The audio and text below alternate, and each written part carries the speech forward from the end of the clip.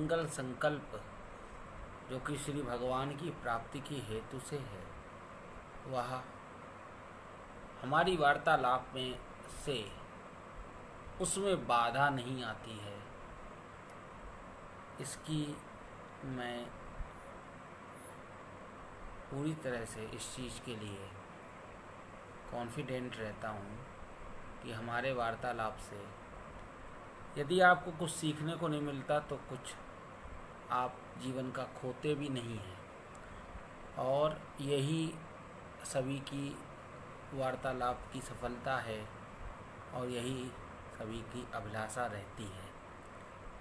हम लोग जीवन के जिस दौर से गुजर रहे हैं वह दौर भगवान न करे दोबारा फिर से हम लोगों के सामने आए, क्योंकि इस दौर में सबसे बड़ी बात यह है कि इस दौर में हम लोगों के पास में कदापि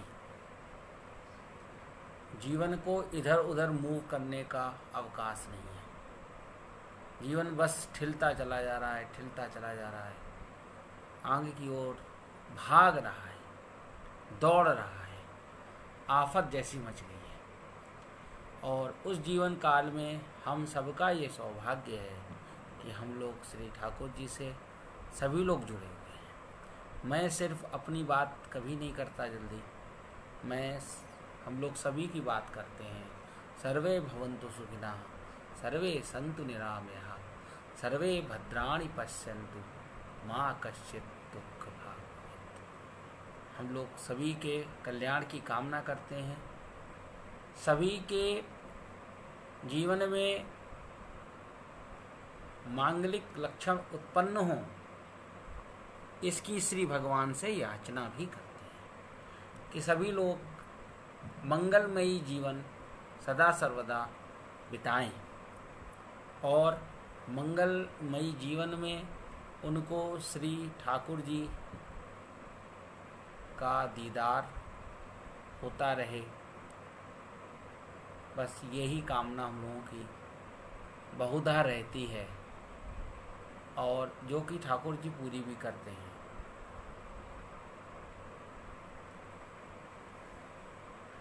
नमोस्तुते व्यास विशाल बुद्धे, फुल्लारविन्दायत पत्र नेत्रम्, येन त्वया भारत तैलपूर्णा, प्रज्वालितो ज्ञानमयी प्रदीप, वंशी विभूषित करा नवनीरदाभार,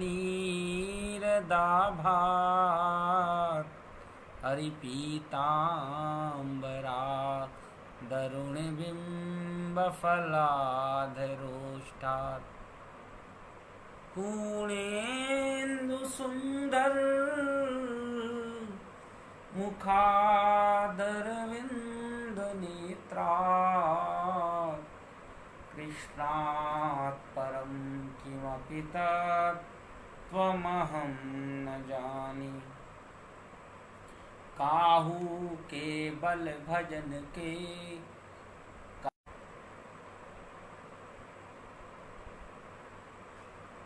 ब्रजवासी वल्लभ सदा, मेरे जीवन प्राण, इनको नाही बिसारियो, मोहिनंद बाबा की आन। श्री यमुने महारानी की जय, श्री वंशी वारे की जय, जमुना पुलिन कदम्ब की छैया की जय, दाऊ जी के भैया की जय, यशोदा माँ के छैया की जय, श्री राधा के सैया की जय। बोल कृष्ण कन्हैया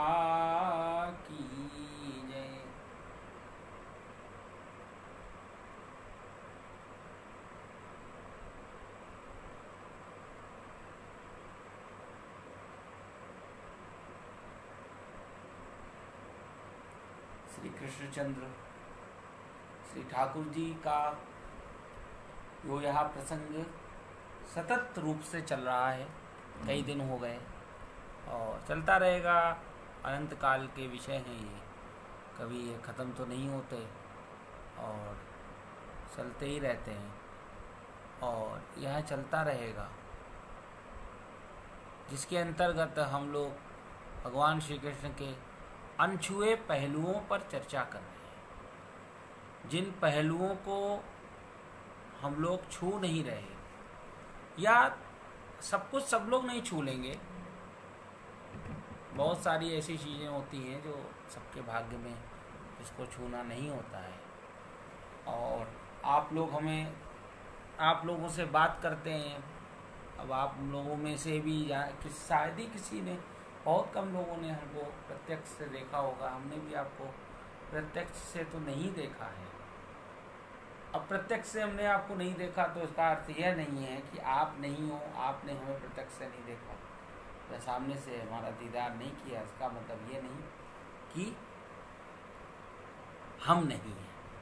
दोनों ही लोग हमेशा विराजमान हैं, हमेशा ही हैं। किसी के भी होने ना होने में प्रत्यक्षता बाधक नहीं है। यह सोचा जाए कि हम लोग प्रत्यक्ष रूप से आपस में वार्तालाप हम लोगों की कभी नहीं हुई है, तो हम दोनों में से कोई नहीं है, ऐसा नहीं है। हम सब अनंत काल से अनंत काल तक, जीवात्मा और परमात्मा अनंत काल से अनंत काल तक है। देश जो कि विभाजित हुए लौकिक कारणों से, वह तो नहीं, परंतु यहाँ जो देश का अर्थ स्थान, वह भी बहुत, कम से कम उतना नहीं तो तब भी बहुत समय तक है, इतना हम लोग सोच नहीं सकते, उससे ज़्यादा समय तक। जहाँ तक किसी संस्था की बात, संस्थाओं के नाम बदलते हैं, उसके सिद्धांत बदलते हैं, सब कुछ बदलता है, परंतु श्री भगवान के, श्री ठाकुर जी के नाम भी नहीं बदलते और उनका काम भी नहीं बदलता, एक तरीके का रहता है सिद्धांत उनका वही है कि करोड़ों अपराधियों को सजा भले ही हो जाए, परंतु कोई भी निरपराध बेवजह मारा न जाए। अकारण करुणा वर्णालय इसीलिए श्री भगवान हैं, क्योंकि वो अकारण ही करुणा करते हैं। हम लोग ये सोचें कि श्री ठाकुर जी मतलब ब्राह्मणों पर करुणा करते हैं और क्षत्रियों पे नहीं करते, या फिर क्षत्रियों पे करते हैं ब्राह्मणों पे नहीं करते, या दलितों पे नहीं करते, ऐसा कुछ नहीं है। श्री ठाकुर जी सब पर समान रूप से करुणा करते हैं, इसीलिए वो करुणा वर्णालय हैं। और जो भी उनके जीवन काल का घटनाक्रम है, हाँ, ये दुर्भाग्य रहा कि भगवान के जीवन काल के घटनाक्रमों पर उतना ज़्यादा लोगों ने विचार नहीं किया जितना करना चाहिए था। जितना विचार लोगों को करना चाहिए था, जितना आराम से बैठ के सोचना चाहिए था कि वो विचार हम लोग कर लें तो कितना अच्छा होगा, परंतु वह विचार नहीं हुआ। यह भी एक संसार का दुर्भाग्य है, परंतु फिर भी क्या करिएगा। अगर मान लो उन वस्तुओं पर विचार नहीं भी हुआ है तो भी कोई प्रॉब्लम नहीं है।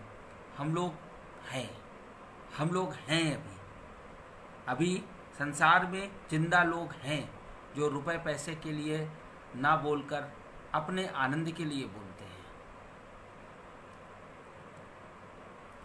तो ऐसे में हमारी आपसे जो आज वार्तालाप होने जा रही है, उसका विषय है भगवान श्री कृष्ण के अनछुए पहलू।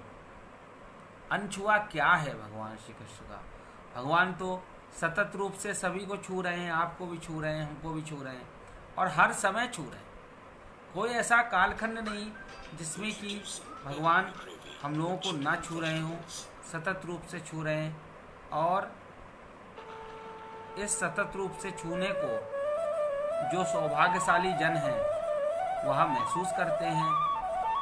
जो और सौभाग्यशाली क्षण हैं, जो और भी ज़्यादा सौभाग्यशाली लोग हैं, वो इस संपूर्ण कालखंड को जब भगवान लोगों को स्पर्श करते हैं उसको कैश करते हैं।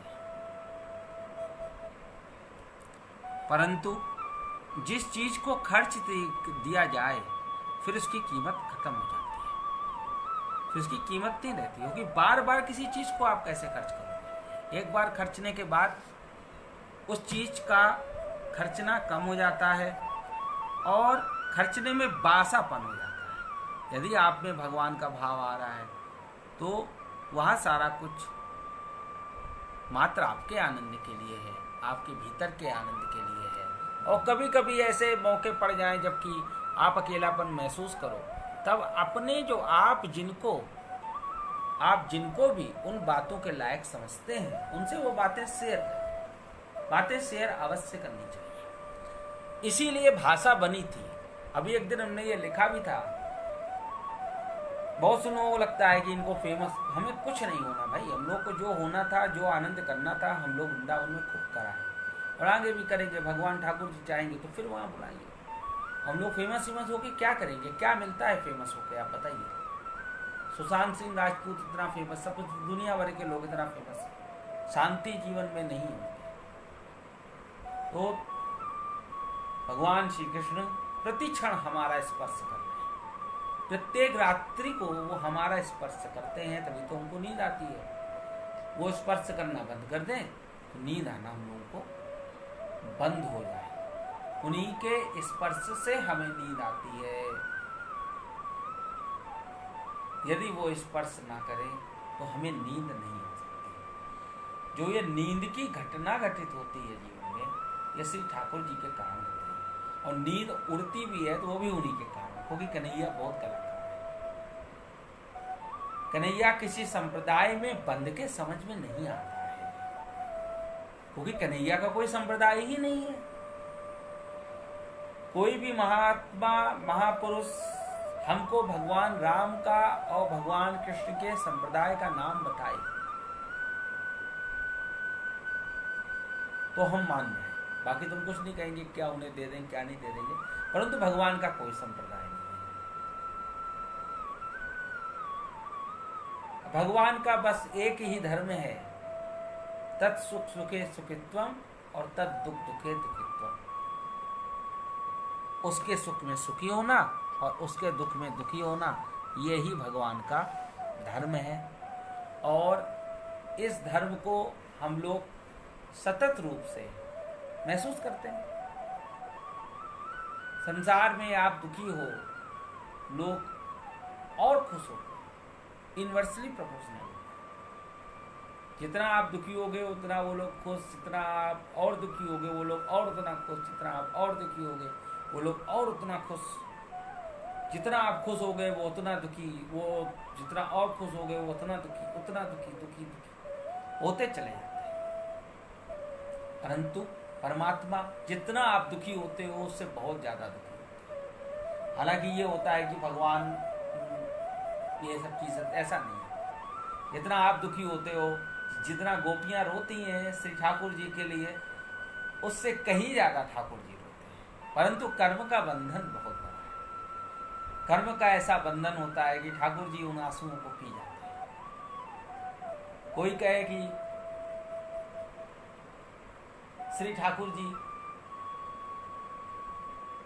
हरिदास स्वामी के तरीके से समझ में आते हैं, कोई कहे कि हरिवंश महाप्रभु के तरीके से समझ में आते हैं, कोई कहे कि निम्बार्क आचार्य भगवान के तरीके से समझ में आते हैं, कोई कहे कि रामानंदाचार्य भगवान के तरीके से समझ में आते हैं, कोई कहे कि सिर्फ राम जन्मभूमि जन्म स्थान पर ही समझ में आते हैं, कोई कहे कि काशी विश्वनाथ में जो संप्रदाय ऐसा नहीं है। ठाकुर जी के तरीके से ही समझ में आते हैं। और ठाकुर जी का बस एकमात्र तरीका, जो नारद जी भगवान के अनन्य भक्त हैं, वो नारद जी कितनी बढ़िया बात बोलते हैं, यथा व्रज गोपी का नाम, जैसा व्रज की गोपियों ने किया वैसा ही हम लोग करें तो ठाकुर जी समझ में आते हैं।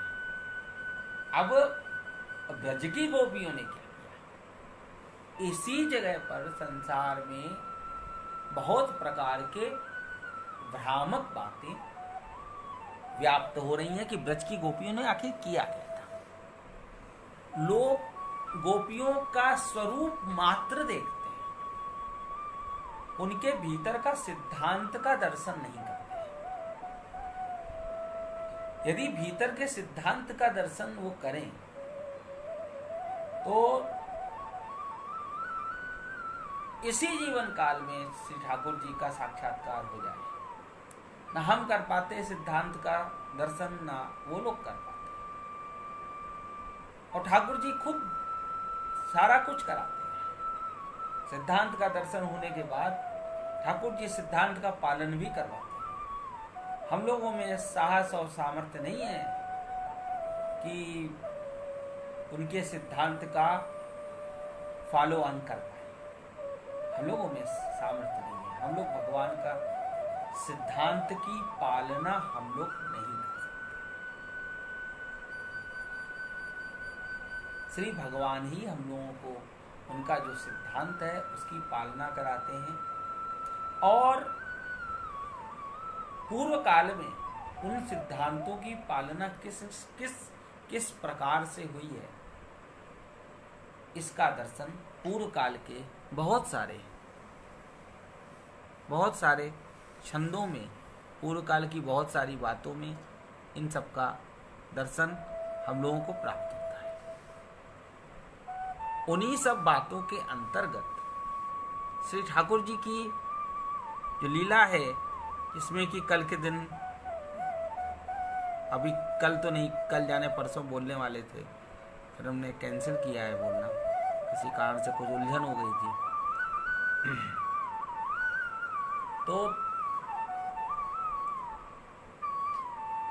उस दिन हमने ठाकुर जी का अनछुआ पहलू जो है पूतना पर थे, और पूतना के प्रसंग में ठाकुर जी के भीतर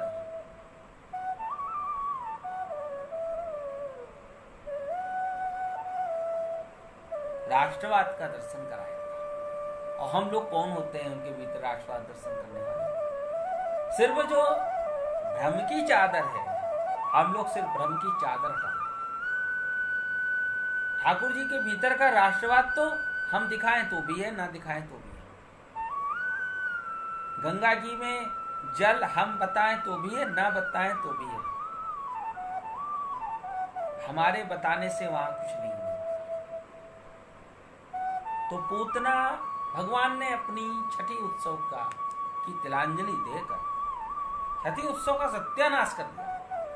छठी उत्सव में बचाई क्या? छठी उत्सव अच्छा खासा वहां प्रसादी वगैरह होने वाली है। उस समय श्री ठाकुर जी छठी को छोड़कर एक हठी को समझने के लिए चले जाते हैं। पूतना नामक हठी, जो एक हट पाल के आई है कि मैं ब्रजमंडल के सारे छोटे छोटे बच्चों को मैं मार डालूंगी, और ठाकुर जी ने अपनी छठी बर्बाद कर दी।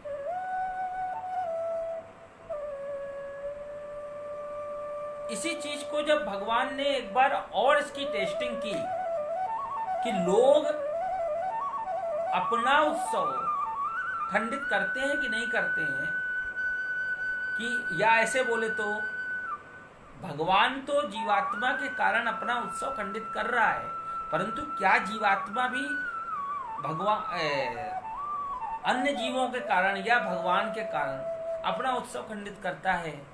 तो उसका दर्शन भगवान ने एक लीला में और कराया।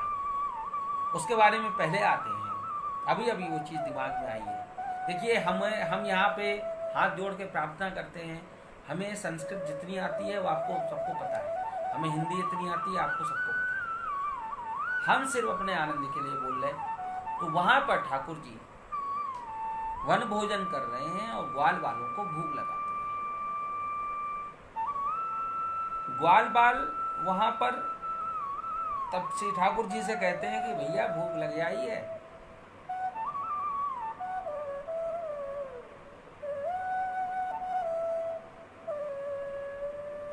तब उस समय में श्री ठाकुर जी उनसे कहते हैं कि आप ऐसा करो भाई, वहां पर साधु महात्मा जन यज्ञ कर रहे हैं और उस यज्ञ का दर्शन करने और उस यज्ञ का दर्शन भी कर आओ और कछु वहां थे प्रसाद भी मांग ले आओ। वो ग्वाल बाल बेचारे सीधे साधे उन यज्ञ के साधुओं के पास जाते हैं। वो लोग कहते हैं कि हम कुछ नहीं दे पाएंगे, हमारा यज्ञ चल रहा है, आप लोग भूखे हो तो आप बने रहो भूखे, लेकिन हम अपने यज्ञ नारायण की उपासना में रहते हैं, हम यज्ञ भगवान की उपासना में रहते हैं। यदि आप भूखे हो तो आप भूखे बने रहो, परंतु मैं यज्ञ को खंडित नहीं करूंगा। मैं सतत रूप से यज्ञ के आनंद में मैं सतत रूप से निमज्जित हूं और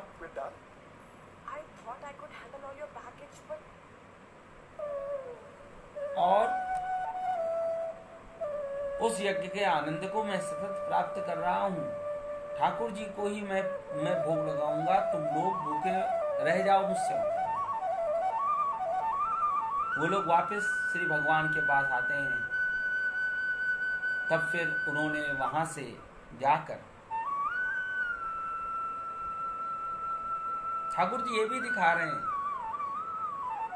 कि दरिद्र नारायण जो है भूखा है, उसे आप भूखा रखकर कौन से ठाकुर की उपासना कर रहे हो? कैसा ठाकुर है? और तुम जिसकी उपासना कर रहे हो वो ही तो वहां पर छोटे छोटे बच्चों को भेज रहा है कि आप उनको कुछ पवा दो, कुछ खिला दो, कुछ उनका पुष्टिवर्धन कर दो। उर्वारुकुमिव बंदनात् ओम त्र्यंबकम यजामहे सुगंधिम पुष्टिनिवर्धनम। उनका थोड़ी सी पुष्टि कर दो और उनकी पुष्टि के स्थान पर आप उस परमात्मा की तुष्टि में रत हो जिनको आपने कभी देखा ही नहीं। यदि देखा होता तो वो उन बच्चों के भावनाओं को तुरंत समझ जाता। इसे ठाकुर का दीदार होता है, वो सामने वाले के भीतर की गहराई में क्या चाहना है, उसकी क्या उसकी वासना है, मतलब वासना मतलब क्या इच्छा है, क्या उसके भीतर की उपासना है, सब कुछ जान लेता है। भीतर की वासना भी जान लेता है, भीतर की उपासना भी जान लेता है। संसारी जीवों में उपासना तो कम होती है, वासना ही अधिक होती है। और वासना जब भगवान से जुड़ जाए तो वही उपासना हो जाती है। तो ये बेचारे देख नहीं पाए और लौटाल दिए। तब भगवान ने वहां पर उनको यज्ञ पत्नियों के पास में भेजा है। यज्ञ पत्नियां बहुत सुंदर सुंदर वहां पर भोजन आदि का प्रबंध करके श्री ठाकुर जी के पास जाती हैं और तब वहां पर श्री राधा कृष्ण भगवान उनको मिलित स्वरूप में दर्शन देते हैं।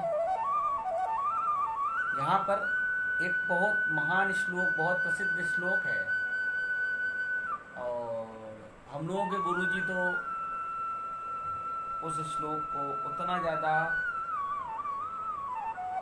वो तो उनके अनुसार तो बरहा पीठम नटवर वपु कर्णयो कर्णिकारम विवृद्धवासा कनक कपिशम वैजयंतीम च मालाम रंध्रान वेणो रधर सुदेहा पूर्णेन गोपवृंदई वृंदारण्यम स्वपदरमणम प्राविशत गीत कीर्ति। इस श्लोक को वो सबसे सुंदर कहते हैं। परंतु कृपालु जी महाराज श्यामम हिरण्य परिधिम वनमाल्य बरह धातु प्रवाल नटवेश मदो मनोवृतांत से विन्यास्त हस्त मिटरीर धुनानुमच्चम कर्णो पलालक कपोल मुखाब्ज हासन। वहां जो मिलित झांकी उपस्थित हुई है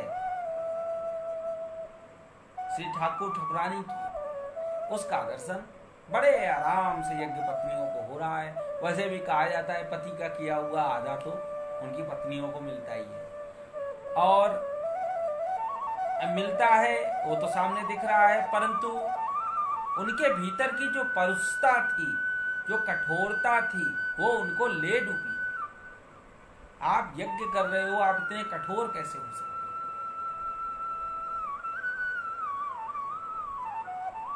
यज्ञ करने वाला व्यक्ति कठोर नहीं होना चाहिए, और जो ठीक से करते हैं यज्ञ वो कभी कठोर होते भी नहीं, और जो अपना कुछ आता ही आता नहीं है वो अपना कठोरता हर जगह व्यापित करते रहते हैं।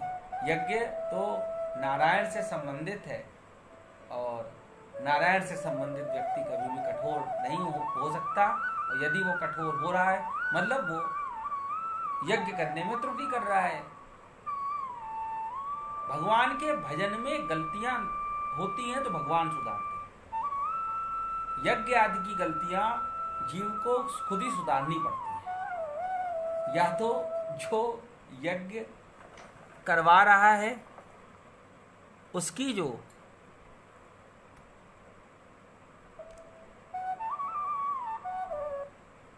जो वहां पर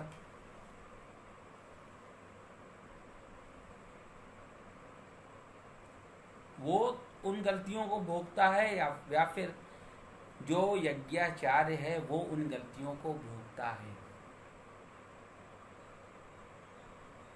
यज्ञाचार की गलतियों का परिणाम यजमान को भोगना पड़ता है। यदि आप भागवत कोई सुना रहा है, कोई भागवत कह रहा है, तो भागवताचार्य की गलती का परिणाम यजमान भोगता है। लेकिन ऐसा कहो उसके बाद लाठी खाने के लिए तैयार रहो, इसलिए हम लोग बोलते नहीं। भक्ति में ऐसा नहीं है। भक्ति में भगवान सारी गलतियों को खुद संभाल देते हैं। अन्य सभी में जब जीव कर्म बंधन में बंधता है, कर्म में पड़ता है, तब कर्म की गलतियों का सुधार, फल, अच्छा फल, खराब फल सब जीव को भोगना पड़ता है। और भगवान के भजन आदि की जो त्रुटियां हैं उसको भगवान धीमे धीमे करके सुधार देते हैं। उदाहरण के लिए बहुत बार हम लोग कोई ट्रेन बहुत ज़्यादा भरी होती है, और उस ट्रेन में मान लो वहाँ बैठने की जगह नहीं है और जनरल डिब्बा है, और आप किसी तरह बैठे तो अंदर आप जाके एडजस्ट हो जाते हो, श्योर शॉर्ट एडजस्ट हो जाते हो। बस आपने टिकट ले लिया सस्ता सा, आप अंदर एडजस्ट हो जाते हो।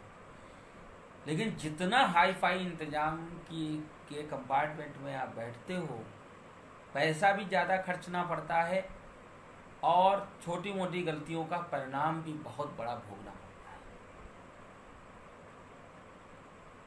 प्लेन का अलग परिणाम है, ट्रेन का अलग परिणाम है, और जनरल डिब्बे में जो अंदर ठुस गए सो अंदर ठुस गए, टिकट ले लिया 100-150 रुपए का, लेकिन अंदर भी जाने पे जो सीट चाहता है वो रात भर परेशान रहता है, दिन भर परेशान रहता है। अंदर गए कैसे भी करके बैठ गए। वैसे ही भक्ति के मार्ग में आ गए तो कैसे भी करके आगे बढ़ते जा रहे हैं, धक्के खाते, गिरते, पड़ते, उठते, भगते जा रहे हैं। जैसे आपका मुड़िया पूर्णों में वहाँ परिक्रमा होती है, गोवर्धन में वो परिक्रमा होती है, गिरते पड़ते कैसे करके पूरी हो जाती है वो, कैसे भी करके। और जिसने उसके बाहर खड़े होकर सोच लिया हाय दैया इतनी भीड़ है, अंदर कैसे जाएंगे और कैसे परिक्रमा होगी, उसकी परिक्रमा नहीं हो पाती, वो कभी कर भी नहीं पाता। और जो उसमें परिक्रमा में पहुंच गया उसकी तो पूरी होनी है। वैसे ही जो भगवान के मार्ग में पहुंच गया उसका तो मार्ग के जो प्रतिपाद्य है, जो मार्ग का अंतिम क्षण है, वहां तो श्री ठाकुर जी अब अगर जीव नहीं चल पाता तो अपने कंधों पर बैठाल कर उसको उसके प्रतिपाद्य अंतिम लक्ष्य तक उसको पहुंचा देते हैं, पहुंचा कर ही दम लेते हैं और उसको भी पहुंचाते हैं और साथ में उसके जो भी मिलने जुलने वाले होते हैं उनका भी बहुत सारी मनोकामनाएं पूरी कर लेते हैं। जैसे कि यही कह लेते हैं ना, लोग कहते हैं बहती गंगा में हाथ धो लिया, उसके मिलने जुलने वाले भी बहती गंगा में हाथ धोते रहते हैं।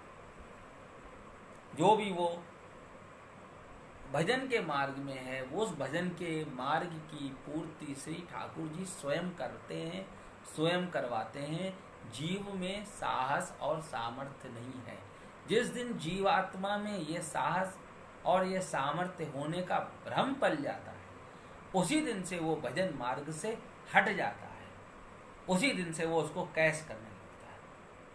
भजन मार्ग में जब जीव चल रहा है, जैसे सुदामा जी हैं, सुदामा जी जब तक सोचते रहे कैसे जाएंगे कैसे जाएंगे कैसे जाएंगे कैसे जाएंगे, और चल भी देते हैं घर से, जब चलते चलते थक जाते हैं तब वहां पर सो जाते हैं। जब सो जाते हैं तो रात में भगवान उनको द्वारिका के उपवन में भगवान अपने अपने क्रियाकलापों से उनको पहुंचा देते, और जब तक सोचते चलेंगे चलेंगे चलेंगे तब तक वो चलते ही रहते हैं बेचारे। और पहले तो चलने का सोच भी नहीं पाते, पहले तो संकोच करते रहते हैं, इतना बड़ा ठाकुर और मैं कौन और वो कौन, वो मेरी बात सुनेगा कि नहीं सुनेगा। जब हम लोग इन नेताओं से उम्मीद कर सकते हैं जो कि शायद ही कभी बात सुनते हो टाइम से किसी की, इन पुलिस वालों से उम्मीद कर सकते हैं, उन टेम्पो टैक्सी वालों से उम्मीद कर सकते हैं कि वो हमको गंतव्य तक पहुंचा देंगे, तो जो श्री ठाकुर जी है तो उससे उम्मीद हम क्यों नहीं कर सकते। उस जगह पे सुदामा जी की गलती भी है। हालांकि हमारे गुरु जी कहते हैं ब्राह्मण कभी याचना नहीं करता, ब्राह्मण कभी याचना नहीं करता, मैं नहीं मानता, ये बिल्कुल बेकार की बात है। क्यों नहीं याचना करनी चाहिए? जब ठाकुर जी से प्रेम है तो हमारा अहंकार भी कई बार हमको याचना करने से, हमारे याचना करने में बाधित होता है, बाधा उत्पन्न करता है, अहंकार है। जैसे हम लोग पैदल पैदल चल के वृंदावन की परिक्रमा कर लेते हैं, या कई बार हम लोग नहीं भी कर पाते, कई बार गोवर्धन की पैदल पैदल चल के कर लेते हैं, कई बार नहीं भी कर पाते, कई बार सोच भी नहीं पाते। बहुत से लोग लेट के करते हैं, तो जो लेट कर करते हैं उनका अहंकार तो वैसे भी उड़ गया है, हवा में उड़ गया, उनके अंदर अहंकार तो बचा नहीं, क्योंकि जमीन में लेटने के बाद अहंकार चला गया। हम लोग उनसे ज़्यादा अहंकारी हैं। उसी प्रकार से सुदामा जी, जो वहां पर सुदामा जी का चरित्र दिखाई देता है, उस चरित्र में सुदामा जी के अंदर जो मित्र के प्रति विश्वास होना चाहिए वहां नहीं है। वो याचना कर रहे हैं नहीं कर रहे हैं वो सब अलग की बात है, मित्र के प्रति तो विश्वास होना चाहिए।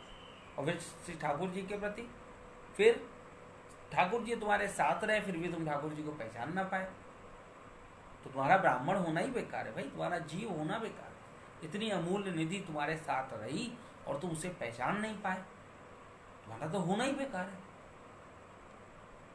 और कितनी दरिद्रता झेली, सब कुछ झेला, तब भी आदर्शवाद में मरते रहे। तो हम अब उस तरफ आ रहे हैं जब अग्नि का पान श्री ठाकुर जी ने किया। एक बार वृंदावन में दावानल कुंड भी है वृंदावन में, और ये दावानल कुंड शायद मोती झील पर ही है शायद, और आग लग गई, सब कुछ जलने लगा, चारों तरफ सब जलने लगा। तब उस समय में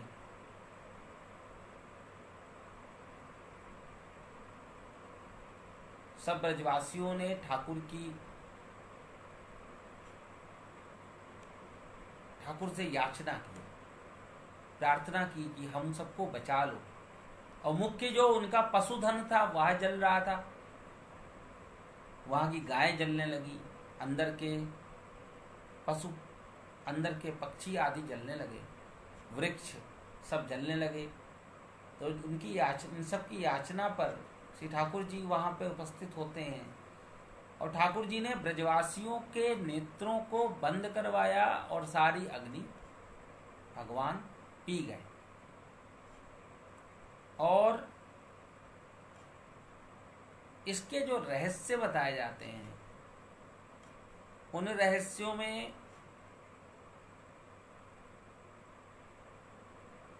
पहला रहस्य यह है कि इस अग्नि का श्री ठाकुर जी के मुखमंडल पे कोई फर्क नहीं पड़ सकता, क्योंकि अग्नि का जो जन्म है श्री ठाकुर जी के मुख से ही है। मुखाद अग्नि अजायत। तो इस कारण से अग्नि का अग्नि पे ज्यादा असर, मतलब क्या असर होगा? कोई असर नहीं होगा, क्योंकि अपने यहाँ सिद्धांत है कोई भी कार्य अपने कारण को, कारण से आगे नहीं निकल सकता। अग्नि कार्य है और कारण श्री भगवान है और श्री भगवान का मुख है, तो वहां फर्क नहीं पड़ना था, इसलिए भगवान पी गए। और दूसरा जो बात है, दूसरा रहस्य यह है वहां का कि जब उस अग्नि को श्री ठाकुर जी ने पान किया तो उस समय ब्रजवासियों के नेत्रों को बंद करवा लिया।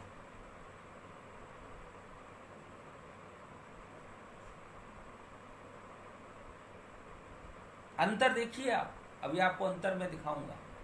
ब्रजवासियों के नेत्रों को बंद करवा लिया और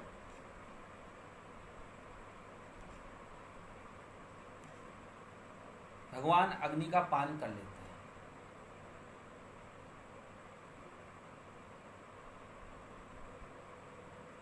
उस अग्नि के पान करने में